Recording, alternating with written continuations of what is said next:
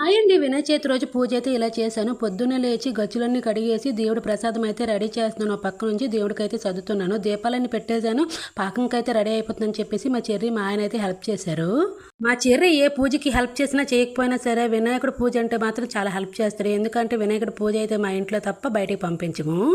ఇంటి పక్కనే వర్షంకి చిన్న చెరువులో తయారయ్యింది. అక్కడ కలుపులు అయితే పోస్తున్నాయి. వినాయకుడికి పెడితే మంచిది కదా అని చెప్తే మా చెర్రి వెళ్ళి తెచ్చాడు. కలువ పువ్వుని దండలా చేసి దేవుడికైతే పెట్టాను. మీరు కూడా చిన్నప్పుడు అలా చేస్తుంటారు కదా. చేసినట్టు పూజకి అన్నీ రెడీ చేసిన తర్వాత పప్పండ్లు, పాలొండ్లు, పొడొండ్లు అయితే పెట్టాము. అవే కాకుండా దేవుడికి ఫ్రూట్స్ అయితే ఒక 7-8 రకాలు అయితే పెట్టాము. వినాయకుడు కథ అంతా చదివేసిన తర్వాత దేవుడికి అయితే హారతి అయితే ఇచ్చేసాము. వినాయక చవితి అయితే ఇలా జరిగింది ఈరోజు మా ఇంట్లో. మీ ఇంట్లో ఎలా జరిగింది కామెంట్ చేయండి. బాయ్.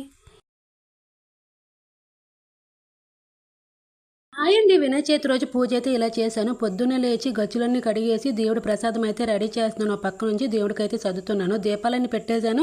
పాకంకైతే రెడీ అయిపోతుందని చెప్పేసి మా చెర్రి మా ఆయన అయితే హెల్ప్ చేశారు.